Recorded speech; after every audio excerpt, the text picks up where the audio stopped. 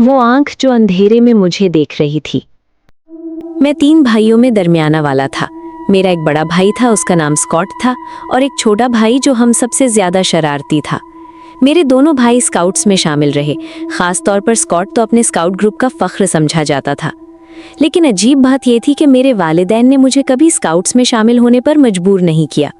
बचपन में मुझे ये बात समझ नहीं आती थी, मगर एक चीज़ मुझे हमेशा अंदर से खाती रहती थी, हसद, खास तौर पर स्कॉट से।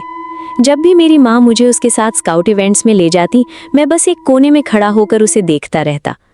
लेकिन जो चीज़ मुझे सबसे ज़्यादा जलाया करती थी वो थी कैंपिंग ट्रिप्स। वो रातें जब वो सब जंगल में जाते, आग जलाते और खेमों में सोते, मुझे लगता था जैसे वो किसी और दुनिया में जा रहे हैं, एक ऐसी दुनिया जहां मैं शामिल नहीं था। एक दिन मैंने जिद की कि हम भी घर के पिछवाड़े में कैंपिंग करें। मेरे वालिदैन ने हंसते हुए इजाज़त दे दी। हमने खेमा लगाया, आग जलाई और मार्शमेलोज भूने। सब कुछ ख्वाब जैसा लग रहा था। रात को जब सब खामोश हो गया, मैं और स्कॉट अपने स्लीपिंग बैग्स में लेट गए। हमारे हाथों में गेम बॉय थे और मैं सुपर मारियो खेल रहा था। लेकिन जैसे जैसे रात गहरी होती गई, एक अजीब बेचैनी मेरे अंदर बढ़ने लगी। मैं सो नहीं पा रहा था। पता नहीं कितनी देर बाद मेरी आंख लग गई और फिर मैं अचानक जाग गया। पहले तो मुझे समझ ही नहीं आया कि मैं कहाँ हूँ। फिर आहिस्ता आहिस्ता याद आया मैं खेमे में हूँ। मैंने इधर उधर देखा और मेरा दिल एकदम रुक सा गया। स्कॉट वहाँ नहीं था, उसका स्लीपिंग बैग खाली था। मैं डर गया, बहुत ज़्यादा।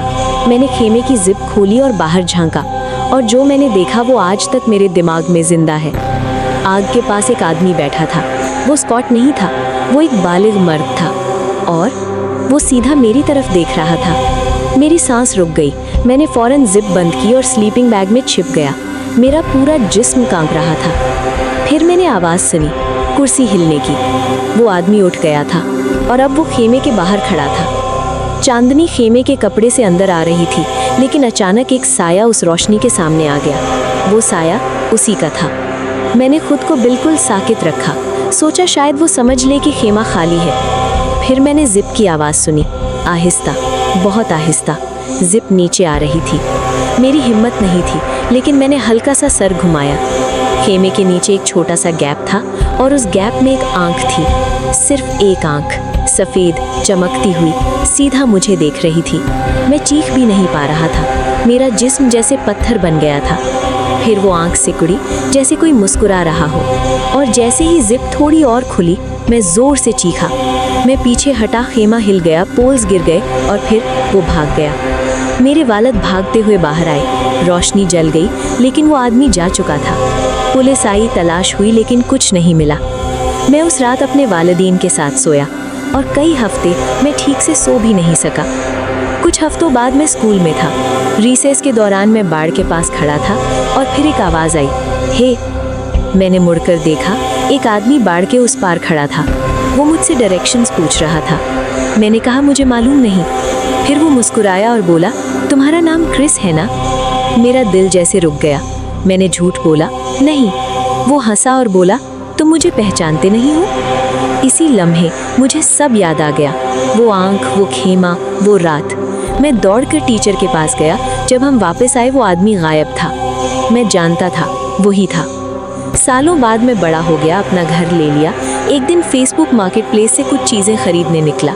एक समुद्र किनारे वाला खूबसूरत घर, सस्ता सामान, सब कुछ ठीक लग रहा था। लेकिन जब मैं वहाँ पहुँचा, कुछ गलत था। हर खिड़की में एक शख्स खड़ा था, सब साकिट और सब मुस्कुरा रहे थे। मैं भागा, गाड़ी में बैठा और पीछे देखा। दरवाजे पर एक आदमी खड़ा था, मुझे जाते हुए देख रहा था। कुछ अरसे बाद मैंने एक पार्टी रखी। रात के 2 बजे मैंने आवाज़ सुनी, पानी में छलांग की। मैंने खिड़की से देखा, एक आदमी मेरे पूल में तैर रहा था। मैंने चिल्लाया, कौन है? वो रुका, ऊपर देखा और बस घूरने लगा। फिर वो घर के अंदर आ गया। गीले पैरों की आवाज़, सीढ़ियाँ, मेरे कमरे के बाहर, ठक ठक ठक।